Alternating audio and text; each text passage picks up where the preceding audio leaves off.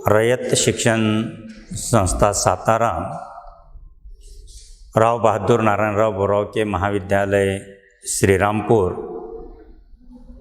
मेरा नाम पटेल जे.ए. मैं इसी महाविद्यालय में 11वीं और 12वीं कक्षा को हिंदी पढ़ाता हूँ।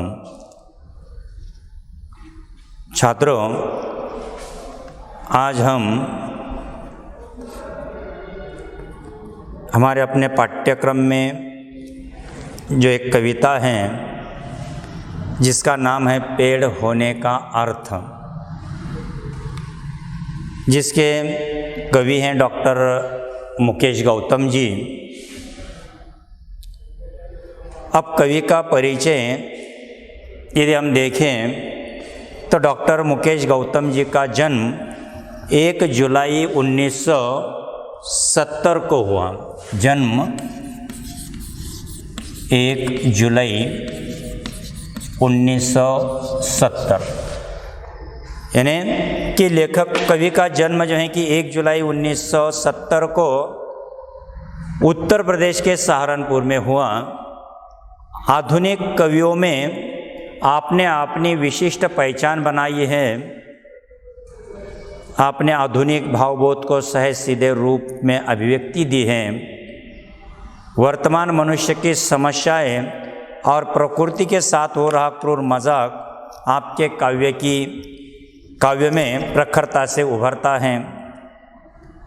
आप हास्य व्यंग्य के लोकप्रिय मंचीय कवि हैं, फिर भी सामाजिक सरोकार की भावना आपके काव्य का मुख्य स्वर है। आपकी समग्र रचनाओं की भाषा अत्यंत सरल, सहज तथा मन को छू जाती है। आपके काव्य में बड़े ही स्वाभाविक और लोक व्यवहारिक के बिंब, प्रतीक और प्रतिमान आते हैं जो प्रभावशाली ढंग से आपके भावों और विचारों का संप्रेषण पाठकों तक करते हैं। यानी इस तरह से जो है कि लेखक का परिचय डॉक्टर मुकेश गौतम जी का। अब ये जो कविता है पेड़ होने का अर्थ, अब इसकी विधा कौन सी है, यानी विधा का परिचय हम देखेंगे। अब यहाँ पर जो कविता है, ये प्रस्तुत काव्य जो है नई कविता की अभिव्यक्ति है। नए भावबोध को व्यक्त करने के लिए काव्य क्षेत्र में नए प्रयोगशील और भाव पक्ष के स्तर पर किए गए नए शब्द प्रयुक्त हुए। नए प्रतिमान, उपमान और प्रतीकों को तलाशा गया। फलतः नवी कविता आज के व्यस्ततम मनुष्य का दर्पण बन गई और आसपास की सच्चाई की तस्वीर भी बन गई। यानी इस तरह से जो है कि यह विधा परिचय, आप देखिए कि यहाँ पर जो कविता है, इस कविता का यानी पाठ का परिचय देखना भी आवश्यक है कि छात्रों देखिए कि प्रकृति मनुष्य के जीवन का स्पंदन है। और प्रकृति में जो है कि जैसे मनुष्य जीव हैं, अलग अलग तरह के जीव जंतु हैं, उसी तरह से जो है कि पेड़ हैं, पौधे हैं। और इस पेड़ के स्पंदन को, जो मनुष्य के जीवन का स्पंदन है, और पेड़ इस स्पंदन का पोषक तत्व है। यानी मनुष्य को यदि अपना जीवन अच्छा बिताना है तो आवश्यकता होती है पेड़ों की। पेड़ मनुष्य का बहुत बड़ा शिक्षक है, यानी पेड़ों से हम कुछ शिक्षा ग्रहण कर सकते हैं। पेड़ और मनुष्य के बीच पुरातन संबंध रहा है। पेड़ ने भारतीय संस्कृति को जीवित रखा है और मनुष्य को संस्कारशील बनाया है, क्योंकि पेड़ों से जो है कि हमें कुछ शिक्षा मिलती है। पेड़ हमारे शिक्षक हैं, हमारे गुरु बन गए हैं। पेड़ और मनुष्य के बीच में जो है कि बहुत पुराना संबंध है, और भारतीय संस्कृति को जीवित रखने का काम जो है पेड़ ने किया है, और मनुष्य को संस्कारशील भी पेड़ों ने ही बनाया है। पेड़ मनुष्य का हौसला बढ़ाता है, समाज के प्रति दायित्व और प्रतिबद्धता का निर्वाह करना सिखाता है, और सच्ची पूजा का अर्थ जो है कि ये पेड़ समझाता है। कवि ने मनुष्य जीवन में पेड़ की विभिन्नार्थी भूमिकाओं को स्पष्ट करते हुए उसके होने की आवश्यकता की ओर संकेत किया है। सब कुछ दूसरों को देखकर पेड़ जीवन की सार्थकता को सिद्ध करता है। यानी इस तरह से जो है कि पेड़ की सार्थकता को सिद्ध करने की कोशिश जो है डॉक्टर मुकेश गौतम जी ने इस पेड़ होने का अर्थ नामक कविता में की है। अब देखिए कि हम अब इस कविता का जो है कि पठन करेंगे और फिर उसके भावार्थ को जो है कि हम समझने की कोशिश करेंगे। आदमी पेड़ नहीं हो सकता। कल अपने कमरे की खिड़की के पास बैठकर खिड़की के पास बैठकर जब मैं निहार रहा था एक पेड़ को, तब मैं महसूस कर रहा था पेड़ होने का अर्थ। मैं सोच रहा था आदमी कितना भी बड़ा क्यों न बन जाए, वह एक पेड़ जितना बड़ा कभी नहीं हो सकता। या यूँ कहें कि आदमी सिर्फ आदमी है, वह पेड़ नहीं हो सकता। कि देखिए कि यहाँ पर पेड़ और मनुष्य कि पेड़ की जो विशेषता है, पेड़ का जो गुण है, वो हमारे आदमियों के अंदर नहीं आ सकता। इसी बात को समझाने के लिए कवि ने देखिए किस ढंग से इसमें रखने की कोशिश की है कि कवि ने प्रस्तुत कविता में कवि अपने घर के कमरे में खिड़की के पास बैठकर एक पेड़ को ध्यान से देख रहा है। देखिए, कल अपने कमरे की खिड़की के पास बैठकर जब मैं निहार रहा था एक पेड़ को। देखिए, भाषा बिल्कुल सरल है, क्योंकि नए कविता की एक विशेषता है कि भाषा सरल और सहज है, कि जो मन को छू जाती है। कठिन शब्द का कम उपयोग किया जाता है, क्योंकि यह नई कविता का एक विधा है, नई कविता। और इसीलिए प्रस्तुत कविता में कवि अपने घर के कमरे में खिड़की के पास बैठकर एक पेड़ को ध्यान से देख रहा है। वह पेड़ होने की सार्थकता पर सोच रहा है। तब मैं महसूस कर रहा था पेड़ होने का अर्थ। कवि जो है कि महसूस कर रहे हैं कि पेड़ होने की सार्थकता क्या है। मैं सोच रहा था कि पेड़ होने की सार्थकता क्या है। पेड़ के होने के तात्पर्य को समझने का जो है कि मैं प्रयास कर रहा हूँ। देखिए, कवि कोशिश कर रहे हैं कि पेड़ होने का अर्थ क्या है, पेड़ होने की सार्थकता क्या है, और इस प्रकृति में पेड़ का महत्व और उपयोगिता कितनी है। पेड़ परोपकारी स्वभाव का है। मैं सोच रहा था आदमी कितना भी बड़ा क्यों न हो जाए, वो एक पेड़ जितना बड़ा कभी नहीं हो सकता। यानी कि पेड़ की एक विशेषता है कि वो परोपकारी है। देखिए, वो परोपकारी स्वभाव का पेड़, वो निस्वार्थ भाव से मानव व पर्यावरण के लिए सतर्क व समर्पित हैं। मनुष्य कितना भी त्यागशील बने, बड़ा बने, अर्थात तरक्की कर ले, वो एक पेड़ की बराबरी कभी नहीं कर सकता। अंततः कवि कहना चाहते हैं मनुष्य सिर्फ मनुष्य हैं, उसमें मनुष्य का स्वभाव ही है और रहेगा। वह चाहकर भी पेड़ जैसा नहीं बन सकता, क्योंकि मनुष्य के अंदर जो है कि स्वार्थ की भावना होती है, मगर पेड़ के अंदर स्वार्थ की भावना बिल्कुल नहीं। वो निस्वार्थ भाव से जो है कि दूसरों पर परोपकार करता है। जो उसके पास में वह देने की कोशिश करता है, देते रहता है। देखिए, यदि हम उदाहरण के रूप में देखेंगे तो पेड़ जो है कि हमको छाया देता है, पेड़ फल देता है, पेड़ हर कुछ दे देता है, सब कुछ जो है कि हमें अर्पित कर देता है। और इसीलिए कवि कहते हैं कि आदमी सिर्फ आदमी है, वह पेड़ नहीं हो सकता। अब आगे देखिए, हौसला है पेड़। अंकुरित होने से ठूठ हो जाने तक, आंधी हो या कोई प्रतापी राजा महाराजा, पेड़ किसी के पाँव नहीं पड़ता है। जब तक है उसमें सांस, एक जगह पर खड़े रहकर हालात से लड़ता है। जहाँ भी खड़ा हो, सड़क, झील या कोई पहाड़, भेड़िया, बाघ, शेर की दहाड़, पेड़ की भेड़िया, बाघ, शेर की दहाड़, पेड़ किसी से नहीं डरता। देखिए कि अब उसका हौसला देखिए पेड़ का, कि अंकुरित होने से ठूठ हो जाने तक। देखिए कि हमने बीज बोया है या किसी बीज का जो है कि पेड़ बनता है, तो कवि ने पेड़ के हौसले वाला और साहसी बताया है छोटे पौधे के रूप में अंकुरित होने से लेकर विशाल पेड़ के रूप में विकसित होकर सूखने तक वह स्वाभिमान के साथ अपने स्थान पर खड़ा रहता है।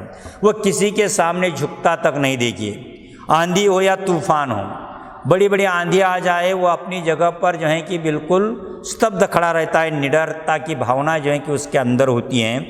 इतना ही नहीं, यदि वो रास्ते के किनारे हैं और उस रास्ते से कोई बड़ा महान प्रतापी राजा भी यदि गुजर रहा है तो कभी भी पेड़ जो है कि किसी के पाँव नहीं पड़ता, किसी के सामने झुकता नहीं पेड़। देखिए, यानी झुकने की आदत जो है कि पेड़ के अंदर नहीं है।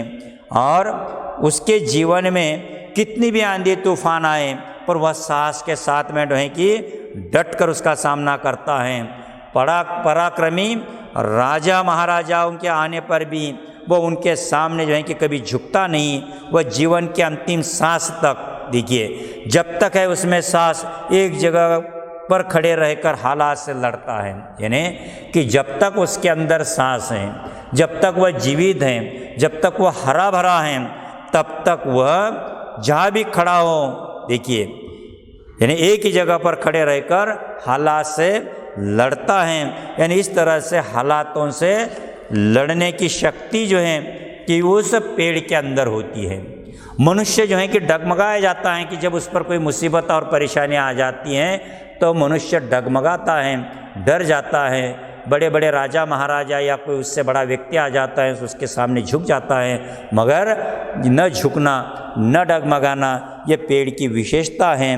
पेड़ सड़क के, झील और पहाड़ के पास निर्जन स्थान पर भी खड़ा रहता है। वह नित्य, देखिए, जहाँ भी खड़ा हो, सड़क, झील या कोई पहाड़, देखिए, पेड़ कहाँ होते हैं? झील के किनारे, पहाड़ों के ऊपर और किसी सड़क के किनारे, जहाँ पर भी हैं वहाँ पर भी पेड़ कभी डरता नहीं, खड़ा रहता है। वो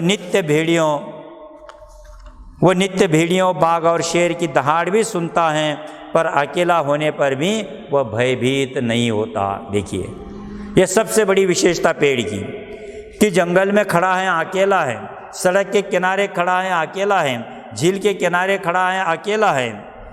फिर अकेला खड़ा रहने के बाद में जंगल में जो है कि अलग अलग तरह के जो हिंस्र प्राणी हैं, भेड़ियाँ हैं, बाघ है, शेर हैं, इनकी बड़ी बड़ी दहाड़, इनकी आवाज़, इन सब को सुनने के बावजूद भी जो है कि पेड़ किसी से भी नहीं डरता। यानी डरना उसे पता ही नहीं है, डरना उसे मालूम ही नहीं है, शायद वह किसी से भी भयभीत नहीं होता। हत्या या आत्महत्या नहीं करता है पेड़। थके राहगीर को देकर छांव व ठंडी हवा राह में गिरा देता है फूल, और करता है इशारा उसे आगे बढ़ने का। पेड़ करता है सभी का स्वागत, देता है सभी को विदाई। गांव के रास्ते का वह पेड़ आज भी मुस्कुरा रहा है, हालांकि वह सीधा नहीं, टेढ़ा पड़ा है। देखिए कि अब हालातों से जूझकर, हालातों से लड़कर, जीवन के संघर्ष के आगे हार मानकर पेड़ मनुष्य की तरह जो है कि हत्या या आत्महत्या नहीं करता। मनुष्य और पेड़ के अंदर यही अंतर है कि जीवन के संघर्ष के आगे हार मानकर पेड़ हत्या या आत्महत्या नहीं करता। पेड़ अपने स्वभाव के अनुसार आचरण करता है, उसका अपना एक स्वभाव है, और उसकी थके राहगीरों की थकान को शीतल छाया वो हवा से उसकी थकान को मिटा देता है। सुगंधित फूल गिराकर उनमें ताजगी भर देता है और आगे बढ़ने का संकेत देता है। देखिए कि थके राहगीर को देकर छाव व ठंडी हवा राह में गिरा देता है फूल।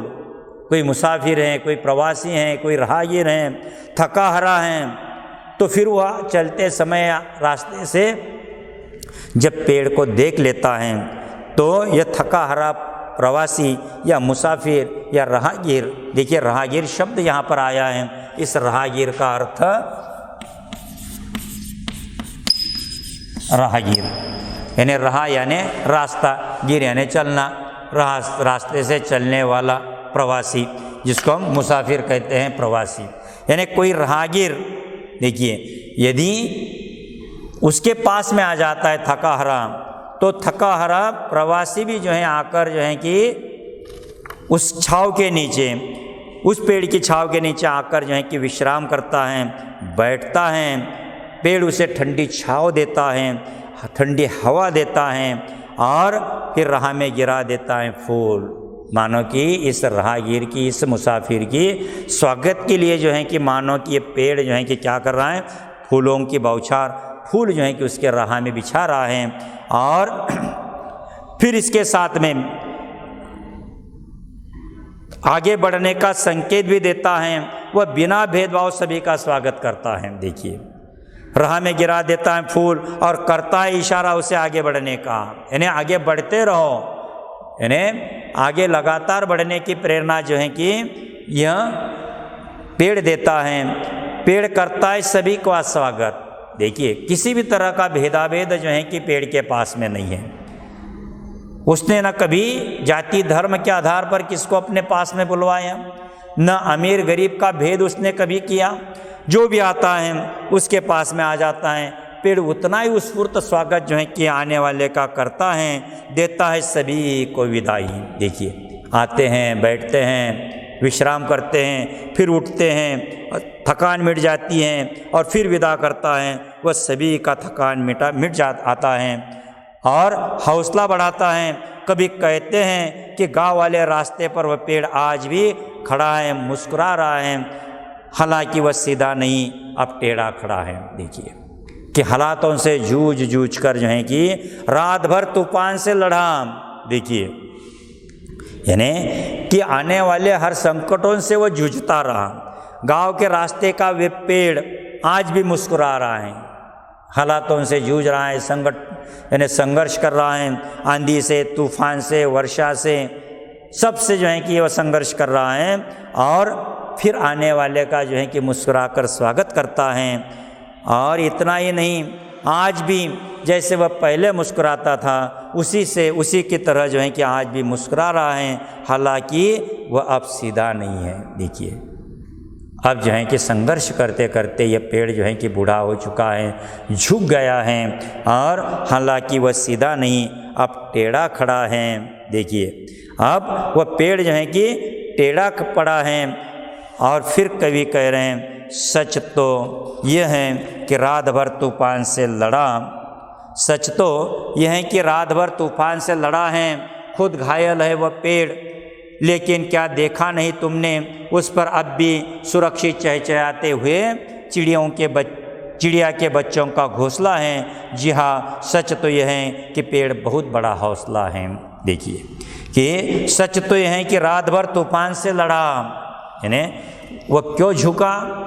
सच इस बात का है कि रात भर जो तूफान चल रहा था, सच तो यह है कि पेड़ रात भर तूफानों का सामना किया पेड़ ने, वह घायल भी हो गया, फिर भी चहचहाते चिड़ियों के घोंसले में रहने वाले पक्षियों के बच्चों को एकदम सुरक्षित रखा। सच में पेड़ों में बहुत बड़ा हौसला है। देखिए क्या किया कि रात में आंधी चल रही थी, तूफान था, इन तूफान और आंधी के साथ में जूझता रहा और जूझते समय स्वयं झुक गया, मगर उसके ऊपर, उसके टहनियों पर, उसकी शाखाओं पर, उसके पत्तों के बीच में जो पक्षियों ने अपने बच्चों को सुरक्षित रखने के लिए जो घोंसला बनाया था, उस घोंसलों को जो है कि उसने एकदम सुरक्षित रखा, स्वयं झुका, स्वयं ने इस सब को जो है कि बर्दाश्त किया, इस आंधी को, तूफान को, मगर इन बच्चों को, पक्षियों के बच्चों को एकदम सुरक्षित रखा। सच में पेड़ों में बहुत बड़ा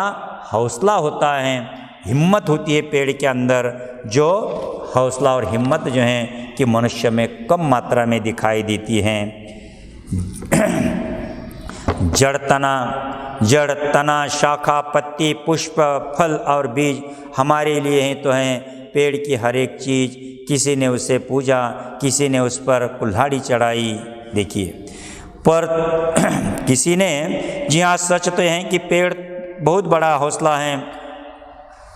जड़ तना शाखा पत्ती फूल फल और बीज हमारे लिए है तो है पेड़ की हर एक चीज़, किसी ने उसे पूजा, किसी ने उस पर कुल्हाड़ी चलाई, पर कोई बताए क्या पेड़ ने एक बूंद भी आंसू को गिराई। देखिए कि हर किसी ने जो है कि उस पर कुल्हाड़ी चलाई, जड़, तना, शाखा, पत्ती, पुष्प, फल और बीज। यानी इस तरह से जो है कि जड़, तना, शाखा, पत्ती, फूल, देखिए कि जड़, तना, शाखा, पत्ती, पुष्प, फल और बीज हमारे लिए तो पेड़ हैं। हर एक चीज़, किसी ने उसे पूजा, किसी ने उस पर कुल्हाड़ी चलाई, पर कोई बताए क्या पेड़ ने एक बूंद भी आंसू की गिराई। हमारी सांसों के लिए शुद्ध हवा, बीमारी के लिए दवा, शव यात्रा, शगुन या बारात सभी के लिए देता है पुष्पों की सौगात। आदिकाल से आज तक सुबह शाम दिन रात हमेशा देता है मनुष्य का साथ। यानी इस तरह से जो है कि पेड़ एक बड़ा दाता है। देखिए सब जो है कि हमें देता रहा। कवि कहते हैं कि पेड़ दानी है, यानी देने की दानत जो है, देने की इच्छा शक्ति जो है कि पेड़ के अंदर है, वो परोपकारी है, आजीवन देता रहता है। सभी पेड़ मानव हित के लिए समर्पित हैं। जो पेड़ के पास था वह सब मानव के लिए, मनुष्यों के लिए उसने दे दिया।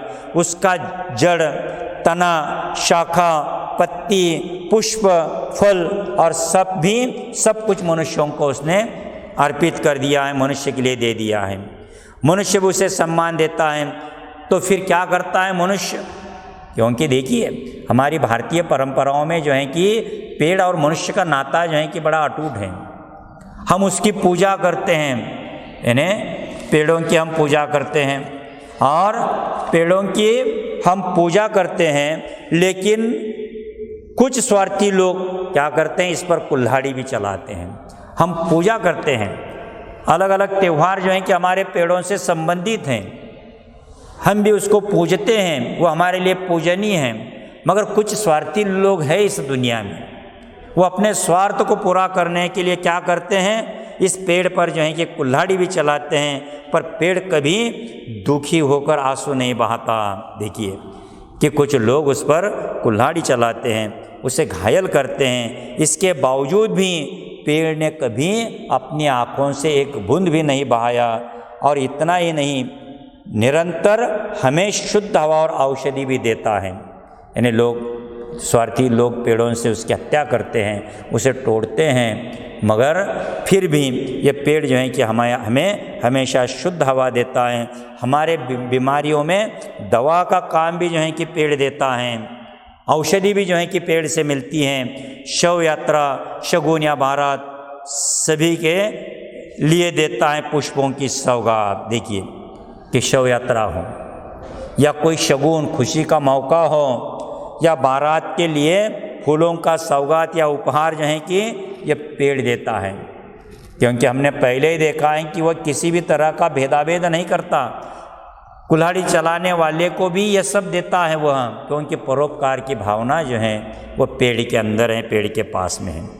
और फिर सभी के लिए देता है पुष्पों की सौगात। देखिए शव यात्रा के लिए, शगुन या बारात के लिए फूलों का सौगात या उपहार जो है कि ये पेड़ भेंट करता है। प्राचीन काल से ही पेड़ हमेशा मनुष्य का साथ देता आया है। प्राचीन काल से मनुष्य का और पेड़ का जो है कि एक अटूट नाता है, एक रिश्ता है, वो हमेशा मनुष्य का साथ देता है, मनुष्य की आवश्यकताओं को पूरा करते आया है। यानी कि हमेशा मनुष्य को साथ देता आया और मनुष्य की हर ज़रूरतों को जो है कि पूरा करने का काम जो है इस पेड़ ने किया। और इसीलिए हम कहते हैं या कवि कह रहे हैं कि पेड़ जो है कि यह दाता है, यह देने वाला है। देने की इच्छा शक्ति जो है कि पेड़ के पास में है, वो परोपकारी हैं। देखिए यानी इस तरह से जो है कि वो हमेशा जो कुछ है उसके पास में वह सब देता है। तो क्या देता है? देखिए मनुष्य का साथ, कवि को मिला कागज़ कलम, शाही, वैद्य, हकीम को दवाई, शासन या प्रशासन, सभी के बैठने के लिए कुर्सी, मेज, आसान, जो हम उपयोग नहीं करें। वृक्ष के पास ऐसी एक भी नई चीज़ है। जी हाँ, सच तो यह है, पेड़ संत हैं, दधीची हैं। देखिए कि कवि कह रहे हैं कि ये पेड़ हमें सब कुछ देता है मनुष्यों के लिए। क्या क्या देता है? देखिए कि कवि स्वयं कह रहे हैं, किसी पेड़ ने जो है कि मुझे क्या दिया? कागज़ दिया लिखने के लिए, मैं लिख रहा हूँ उस पर कवि और साहित्यिक जो हैं कि कागज़ का उपयोग कर कर जो है कि अपनी मन की भाव को इस कागज़ पर जो है कि अभिव्यक्त कर रहे हैं। कवि ने भी इसी कागज़ का, यानी कागज़ भी बनता है पेड़ से, पेड़ ने जो है कि क्या दिया, कवि को मिला कागज़, कलम भी मिली। देखिए, यानी पेड़ से कलम भी मिली, पेड़ से शाही भी मिली, और जो वैद्य हैं, जो डॉक्टर हैं, उन हकीम हैं, उनको क्या मिला पेड़ से। देखिए कि हम आयुर्वेदिक कहते हैं, आयुर्वेद में, आयुर्वेद जो है कि पेड़ों से औषधियाँ निर्माण कर लेते हैं। आयुर्वेद शास्त्र जो है कि पेड़ों से दवाइयाँ बनाते हैं, और इस पेड़ ने जो है कि वैद्य और हकीम को दवाइयाँ दी। इतना ही नहीं, देखिए जो हमारा अपना प्रशासन है, शासन और प्रशासन, इनको भी पेड़ ने क्या दिया, सभी के बैठने के लिए कुर्सी मेज। देखिए प्रशासन को भी देने का काम किया इस पेड़ ने, क्या दिया, तो कुर्सी दी उनको। इसी पेड़ की लकड़ी से जो है कि प्रशासन ने कुर्सी बनाई, मेज बनाए, आसान, जो हम उपयोग नहीं करें, यानी कि जितना भी हो सके उतना सब प्रशासन के लिए जो है कि पेड़ की लकड़ी से उसका उपयोग किया गया। मेज बनी, कुर्सी बनी, और भी अलग अलग वस्तुएं बनी। हमारे घर में सुख चैन की वस्तुएं भी जो हैं यह भी सब हमने पेड़ों से बना लिए। और आसान जो हम उपयोग नहीं करें, वृक्ष के पास ऐसी एक भी चीज़ है। जी हाँ, सच तो यह है कि पेड़ संत हैं, पेड़ दधीची हैं। यानी कि इसीलिए यहाँ पर कवि जो हैं डॉक्टर मुकेश गौतम जी कह रहे हैं कि वृक्ष के पास ऐसी एक भी चीज़ नहीं है कि जिसका हम उपयोग नहीं कर सकते। यहाँ तक उसके सूखे हुए पत्तों का भी हम उपयोग करते हैं। देखिए, और इस तरह से जो है कि जो देना है वह पेड़ जो है कि मनुष्य के लिए हमेशा देता रहता है। देने की इच्छा शक्ति जो है कि पेड़ के पास में है, और इसीलिए कवि कह रहे हैं कि जी हाँ, यानी सच है, सच तो यह है कि पेड़ एक संत हैं। कि जैसे हमने देखा है कि संत समाज में आते हैं, समाज को जो है कि देने का काम करते हैं, ज्ञान बांटते हैं, अच्छे बुरे की पहचान करा कर देते हैं। संतों के साथ में यदि कोई उसके साथ में बुरा भी बर्ताव करता है तो संत जो है कि उसे माफ़ कर देता है, क्योंकि माफ़ करना यह संत का स्वभाव धर्म है। उसी तरह से जो है कि भले ही कोई कुल्हाड़ी चलाता है पेड़ पर, कुल्हाड़ी चलाने के बावजूद भी पेड़ जो है कि उसको क्या करता है, कभी भी भेदाभेद उसके साथ में नहीं करता। उसी तरह से संत भी, संत के जो गुण हैं वह सभी गुण जो हैं कि कवि को इस पेड़ में दिखाई देते हैं। और इतना ही नहीं कि वह दधीची है, यानी कि दधीची एक ऋषि है।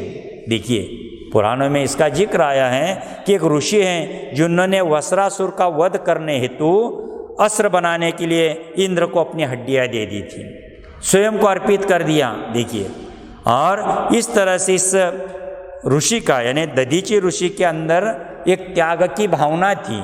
यदि मुझसे किसी का भला हो सकता है तो फिर मैं क्यों न स्वयं को समर्पित कर दूं। इस समर्पण की भावना भी जो है ये पेड़ के अंदर है।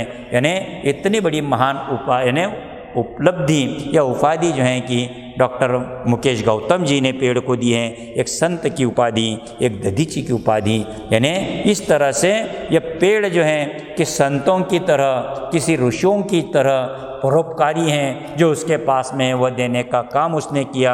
यानी इस तरह से जो है कि जो था वह सब मनुष्यों को दे दिया। अब मनुष्य, इसीलिए कवि कहते हैं कि वो परोपकारी हैं, मनुष्य स्वार्थी हैं। इसीलिए मनुष्य जो है कि कभी पेड़ नहीं बन सकता। और इस कविता में जो है कि कवि ने पेड़ होने का अर्थ जो है ये समझाने की कोशिश की है। इस तरह से यह कविता जो है कि यहाँ पर समाप्त हुई। धन्यवाद छात्रों। अब आगे की तासिका में हम इसके कृति पत्रिका के ऊपर अध्ययन करेंगे।